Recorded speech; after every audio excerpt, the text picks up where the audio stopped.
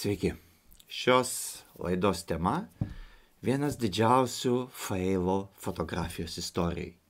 Ir tai ne šiaip klaida, o klaida, kurią padarė vienas žymiausių visų laikų fotografų. Kaip tai galėjo atsitikti ir svarbiausiai, kaip tai susiję su jumis ir jūsų kaip fotografo darbu, šiandien noriu ir pakalbėti. Ir aptarti šiandien mes norime legendinį Robertą Capą ir jo garsias, bet kartu ir paslaptingas Normandijos išlaipinimo nuotraukas. Pradėsime nuo kelionės per Roberto Capos gyvenimą ir jo karjerą. Pamatysime, kaip jis tapo vienu įtakingiausių 20-ojo amžiaus fotografų. Detaliai panagrinėsime tą lemtingą 1944 metų birželio 6 rytą Normandijos paplūdimyje.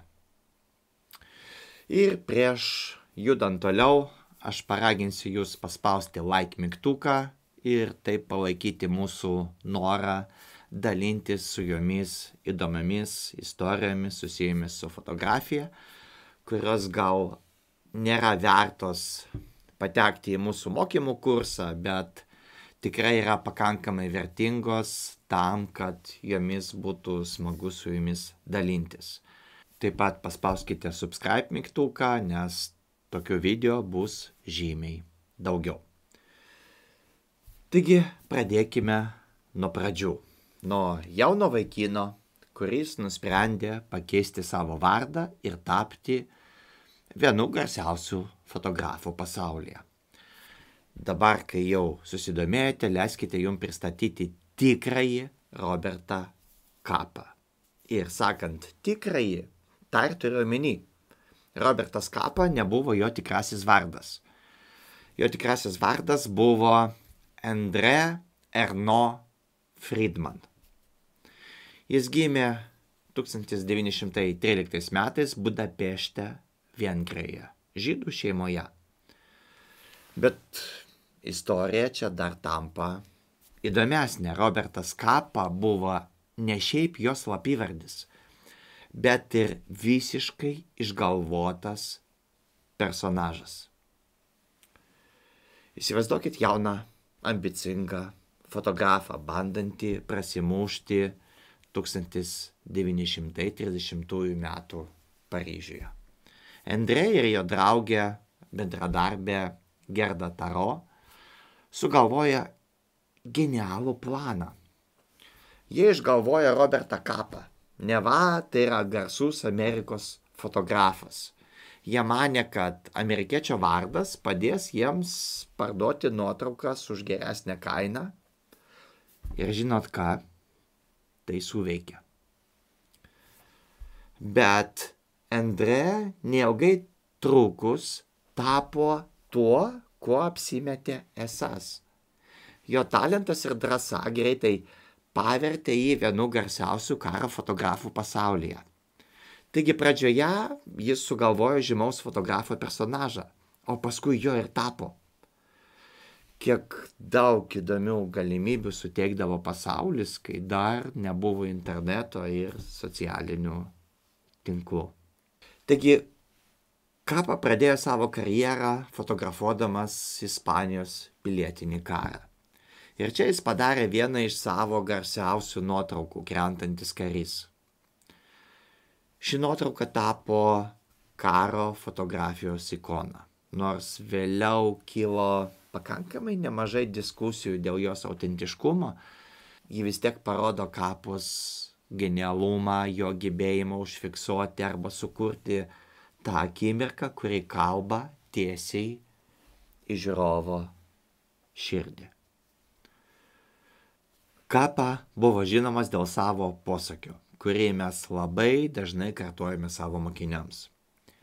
Jei tavo nuotrauka nėra pakankamai gera, vadinasi, tu nebuvai pakankamai arti.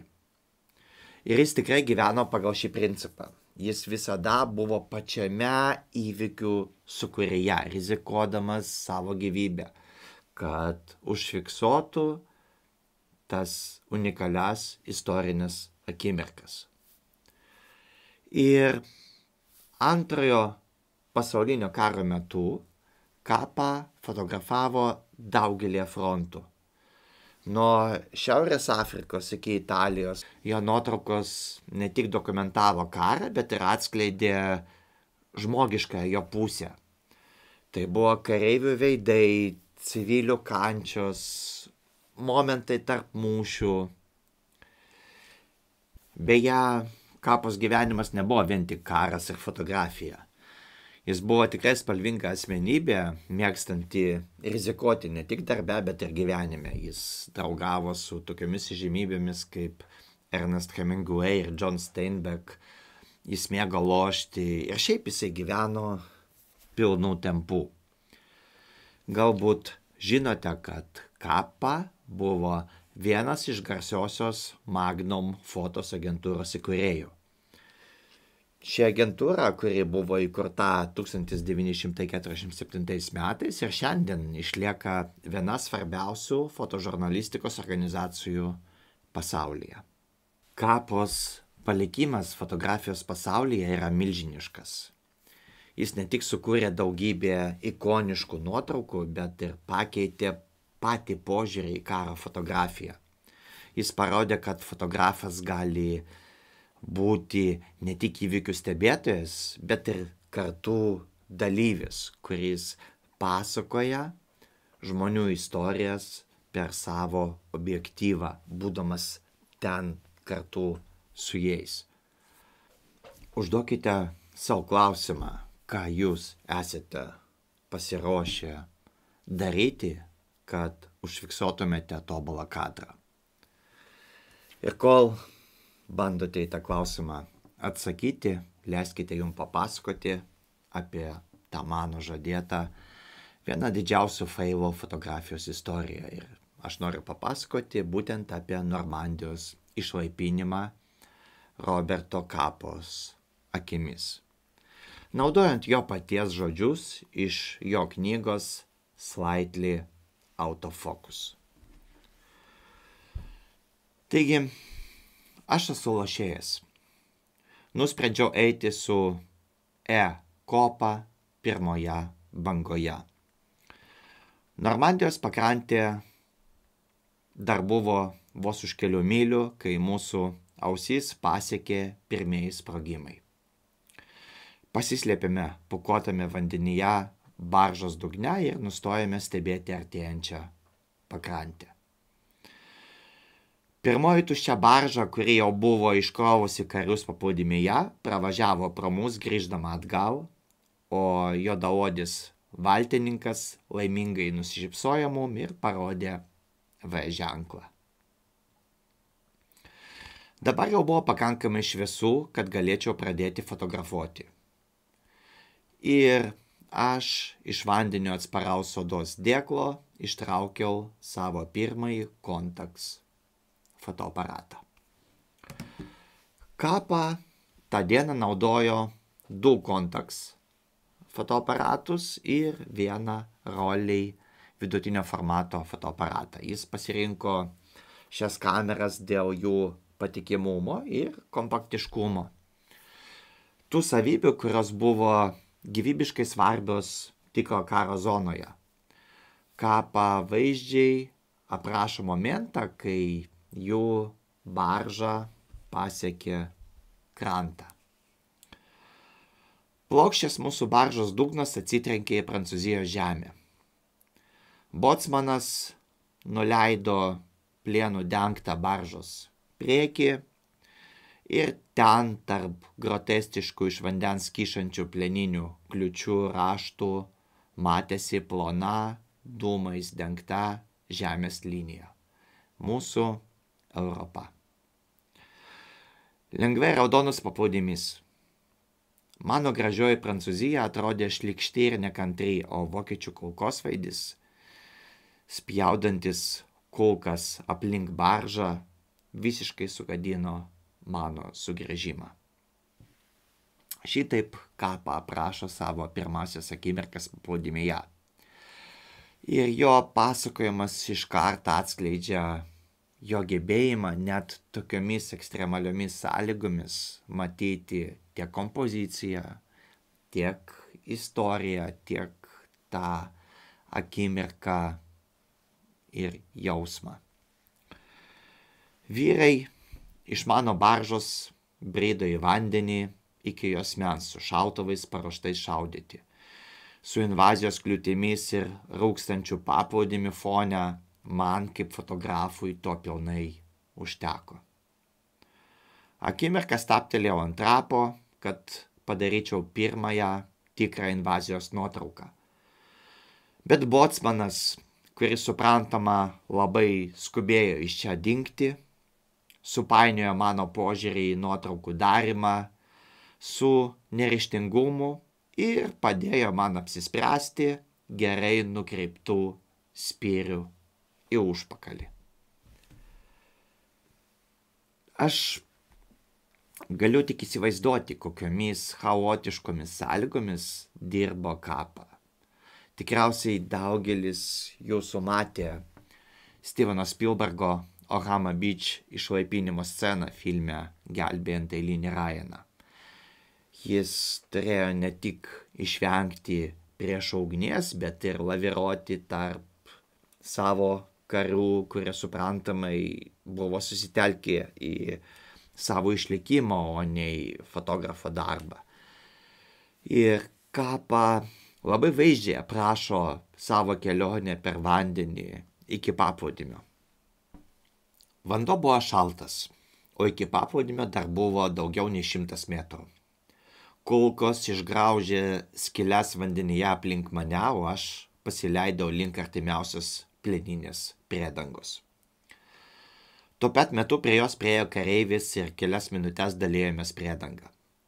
Jis nuėmė nuo šautuvo hidroizoliaciją ir ėmė šaudyti be didesnio tikslo į dūmų paslėptą paplūdimį.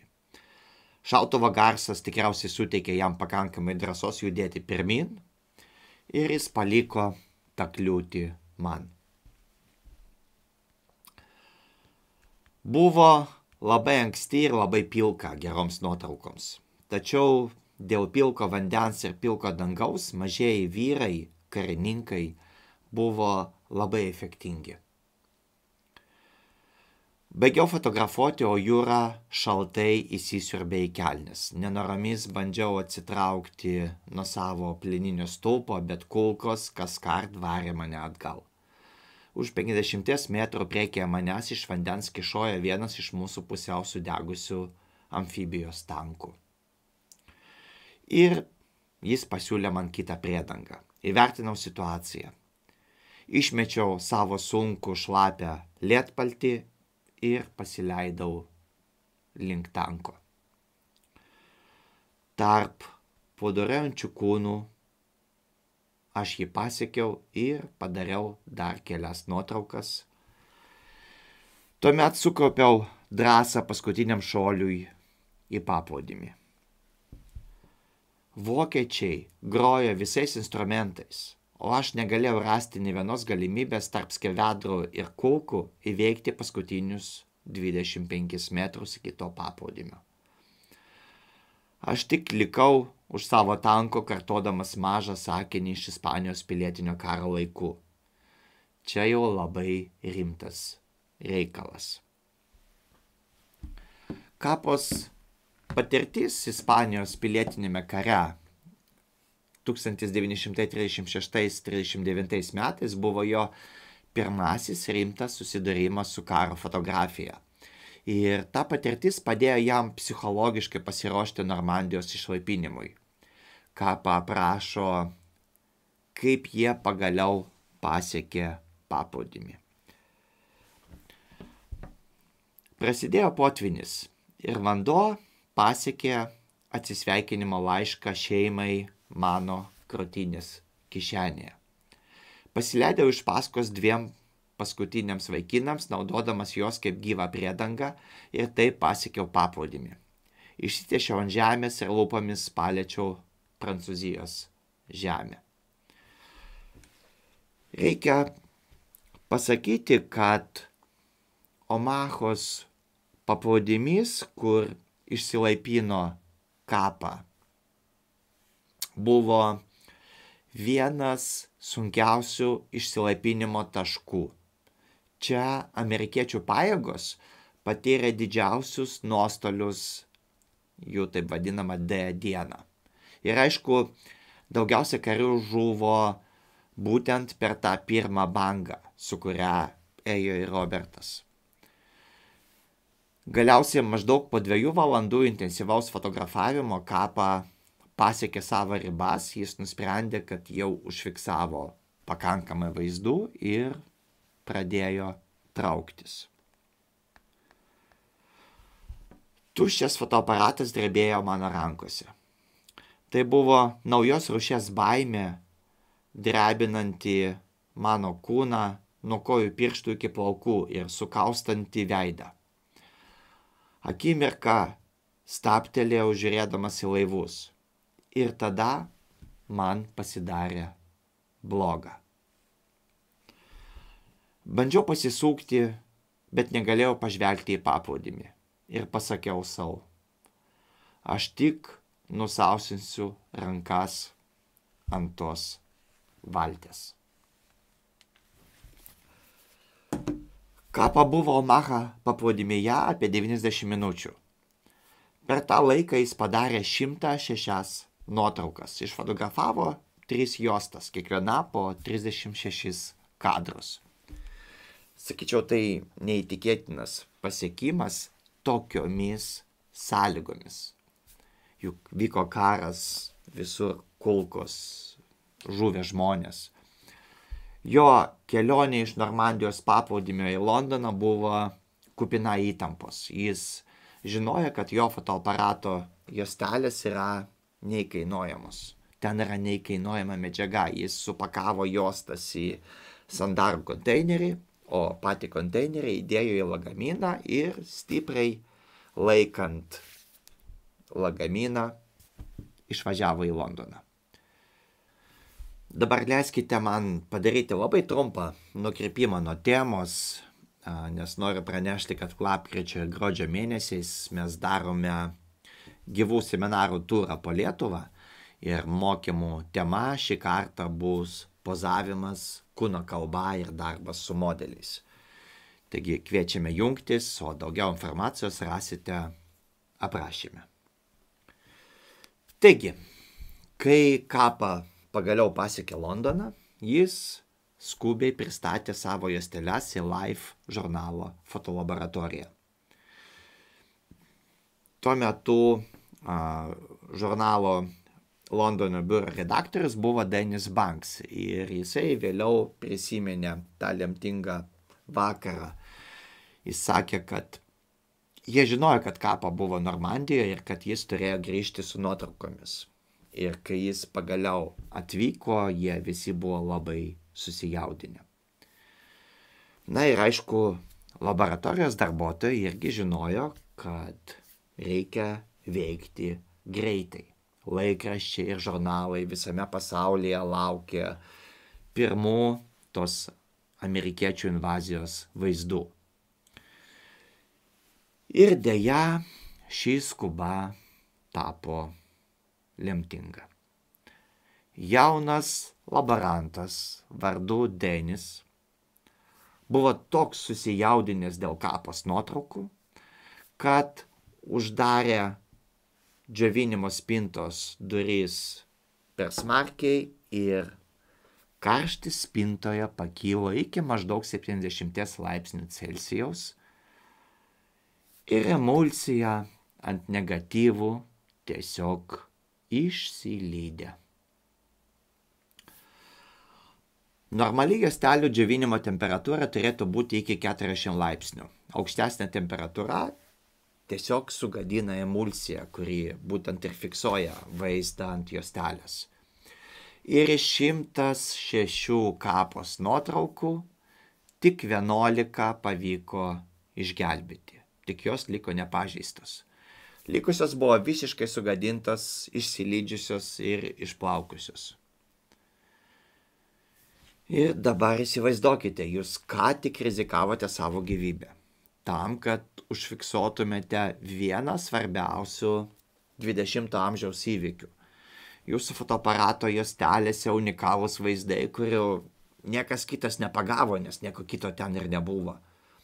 Ir tada beveik viskas yra prarandama dėl vienos skubos sukeltos klaidos. Ir būtent tai, kas nutiko Robertui Kapai po viso to Normandijos išlaipinimo. Kapa tuo metu buvo viešbutyje, laukdamas žinių apie savo nuotraukas, ir kai jis sužinojo apie įvykusią katastrofą, jo reakcija buvo netikėtai santūri. Jis tiesiog atsiduso ir pasakė, o tai štai. Tačiau už šio tariamo abejingumo slypėjo labai jau gilus nusivylimas. Vėliau savo memuaruose ką parašė, aš nukritau lovą ir verkiau. Verkiau dėl nuotraukų, kurių niekada nematysiu ir kurios galbūt būtų padariusios mane garsiu. Jisai visą likusį gyvenimą svarstė, kokios dar nuotraukos galėjo būti tose prarastose juostelėse. Jis dažnai kalbėdavo apie geriausią nuotrauką, kurios niekas niekada nepamatys. Bet žinot, ir išlikusios tos 11 nuotraukų, šiaip jos tapo legendinėmis. Jos buvo šiek tiek neryškios, kas, kaip vėliau pats Kapa aiškino, buvo dėl jo rankų drebėjimo fotografuojant tokiamis pavojingomis sąlygomis. Tačiau būtent šis neryškumas suteikia nuotraukoms papildomo dramatizmo, suteikia papildomo autentiškumo. Ir Kapa rizikavo viskuo, kad galėtų papasakoti šią istoriją pasauliui. Ir nors didžioji dalis jo darbo buvo prarasta, likusios nuotraukos tapo neįkainojama istorijos dalimi. Normandijos nuotraukos išliko vienomis įtakingiausių karo fotografijų visoje fotografijos istorijoje. Tiesą sakant, Johnas Morrisas 1944 metais dirbęs nuotraukų redaktoriumi Life Londono biure, 2016 metais teigia, kad labiau tikėtina, jog Kapa per tą D dieną ir iš viso ir padarė tas 11 nuotraukų. Bet asmeniškai man kyla didelės abejonės dėl šios jo versijos, nes aš niekaip neįsivaizduoju, kad fotografas sąmoningai ėjęs fotografuoti pirmąją puolimo bangą padarytų tik 11 kadrų. Be to visi kiti liudininkai patvirtino būtent Kapa versiją, kad nuotraukos buvo sunaikintos apdorojimo proceso metu. Taigi, kokie Kapos sprendimai buvo ta lemtinga diena? Jis pasirinko būti pirmoje išlaipinimo bangoje, nors tai ir buvo super pavojinga. Jis fotografavo intensyvaus mūšio metu, rizikuodamas savo gyvybę. Jis šiaip buvo įsitikinęs, kad jo nuotraukos bus istorinės reikšmės. Ir visi šitie sprendimai rodo didžiulį pasitikėjimą savimi, pasitikėjimą savo gebėjimais. Ir iš tiesų Kapa buvo vienas geriausių savo srities profesionalų. Tačiau net ir jis negalėjo numatyti visų galimų kliučių ir problemų, kaip ir tos fotolaboratorijos klaidos, kuri sunaikino didžiąją dalį jo darbo. Ir, galima sakyti, nubraukė didžiąją dalį jo rizikos. 60-mečio pradžioje Kapa keliavo į Japoniją, kur surengė parodą susijusią su Magnum Photos. Ten būnant, žurnalas Life paprašė jo vykti į Pietryčių Aziją, kur prancūzai jau 8 metus kariavo pirmajame Indokinijos kare. Ir nors prieš 4 metus Kapa teigė, kad karas jam jau nebeįdomus ir jis nenori jo fotografuoti, jis visgi sutiko dirbti. Jis fotografavo provincijoje esantį Prancūzijos pulką. Ir 1954 metais, gegužės 25 dieną, pulkas važiavo per pavojingą apšaudomą vietovę, kai Kapa nusprendė palikti savo džipą ir pakilti keliu tam, kad nufotografuotų žygį iš viršaus. Kapa žuvo, kai netoli kelio užlipo ant minos. Mirties metu jam buvo 40 metų. Ir kalbant apie visą tai, apie jo nuotraukų pradimo istoriją, apie jo drąsą, jo aistrą. Tikriausiai viso šito moralas būtų mums visiems fotografams gyvenantiems dabar, nes Kapa patyrė katastrofą, kurios galbūt galėjo išvengti, jei būtų turėjęs kitą planą. Taigi, mes dažnai visiškai nesusimastom apie nuotraukų atsarginės kopijas. Kol nepradedame gauti tos gąsdinančius pranešimus, atsiprašome, jūsų failai nebeprieinami. Arba kai pats pamatai tuščią aplankalą, kur dar prieš akimirką buvo tavo nuotraukos. Šaltas prakaitas, panika, tikriausiai nemažai iš jūsų tai yra labai pažįstama. Kapa tada padarė viską, ką galėjo. Jis rizikavo gyvybę, kad užfiksuotų vieną svarbiausių 20 amžiaus akimirkų. Ir tada tiesiog laboratorijos klaida. Didžioji dalis jo darbo buvo prarasta. Ir įsivaizduokit save tokioje situacijoje, grįžti iš svarbaus renginio ar vestuvių fotosesijos, norite peržiūrėti nuotraukas ir bam, kažkas nutinka, nuotraukų nėra. Aš labai dažnai matau temas forumuose, ne kartą esu gavęs laiškų su klausimais: Albertai, ką man daryti, mano nuotraukos dingo, ar įmanoma jas atkurti. Ir kartais tikrai įmanoma atkurti ir aš padedu tokiais atvejais, bet kartais ir ne. Ir būtent todėl atsarginės kopijos yra ne prabanga fotografui, o būtinybė. Žinot, kai aš pirmą kartą išgirdau apie Kapos prarastas nuotraukas, man tiesiog susuko pilvą.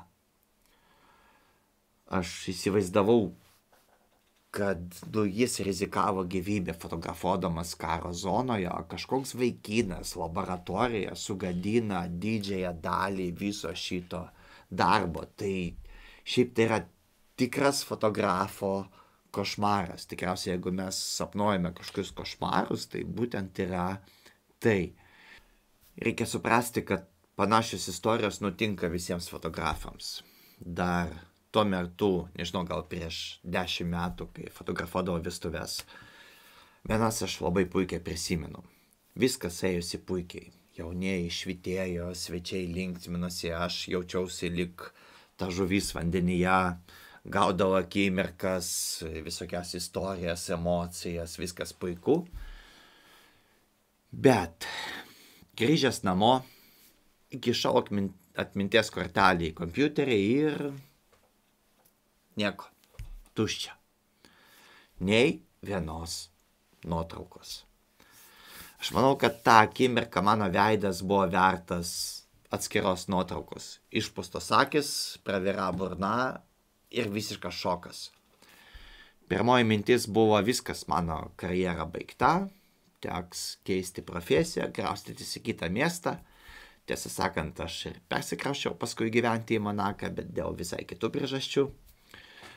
Na, bet panikai atslaugus aš prisiminiau, kad yra tokių dalykų kaip duomenų atkūrimo programos, aš atsisėdau, giliai įkvėpiau ir pradėjau ieškoti tų programų ir galimų sprendimų. Ir po kelių valandų, kai aš suinstaliavau programą, ją paleidau po tų kelių valandų nervingo laukimo ir nežinau, kiek išgertų kavos puodelių, programa atkūrė beveik visas vestuvių nuotraukas. Ir nuo to laiko aš tapau tikrų atsarginių kopijų fanatikų. Mano nuotraukos dabar yra saugomos ne tik kompiuteryje ir išorinėme diske, bet ir debesyse. Aš kartais juokauju, kad jei rytoj įvyktų pasaulio pabaiga, mano nuotraukos tikriausiai išliktų. Ir jeigu jau rimtai kalbėsim, tai štai keletas patarimų, kurie man asmeniškai labai padeda. Tai pirmas, turėkite didesnės talpos SD korteles. Taip, jos kainuoja, bet tai pigiau negu prarasti klientą ir reputaciją. Ir kuo mažiau kortelių turite, kuo jos didesnės talpos, tuo mažesnė tikimybė, kad kažkuri iš tų kortelių suges. Svarbiems darbams aš naudoju 2 kameras. Ir kiekvienoje kameroje yra 2 kortelių lizdai. Taip, vienu metu aš fotografuoju 2 korteles ir aš tai vadinu savo tokiu paranojos režimu. Grįžęs iš fotosesijos, pirmiausiai perkeliu nuotraukas į kompiuterį ir tik tada einu valgyti, miegoti ar daryti ką nors kitą. Yra tokia 3-2-1 taisyklė. Aiškiai, jūs turite turėti 3 kopijas, 2 diskuose ir debesyje. Aš pastoviai darau visų savo nuotraukų atsarginės kopijas į išorinį diską. Tai toks tarsi mažas ritualas. Aš atsisėdu su puodeliu kavos, peržiūriu praėjusių mėnesių darbus ir kol jie kopijuojasi. Ir taip pat naudoju Amazon fotos visų savo nuotraukų saugojimui. Ir nuo to laiko, kai aš pradėjau taip elgtis, aš niekada nebuvau praradęs nei vienos nuotraukos. Todėl siūlau ir jums labai rimtai pažvelgti į savo darbų saugojimą. Jeigu jau vis dėlto nelaimė atsitinka, tai pirmiausiai nepanikuokit. Panika tiesiog tikrai nepadės. Vietoj to sustokite ir pagalvokite, ar tikrai viską patikrinote. Ar tikrai ta kortelė buvo tame fotoaparate. Jeigu taip, nustokite naudoti tą laikmeną, kurioje buvo jūsų nuotraukos. Kuo daugiau ją naudosite, tuo mažesnė tikimybė atkurti prarastus failus. Tuomet išbandykite atkūrimo programas. Jų yra nemažai, yra mokamos, yra nemokamų, daug ir panašiai. Ir visos jos yra skirtos atkurti ištrintus failus arba suformatuotą kortelę.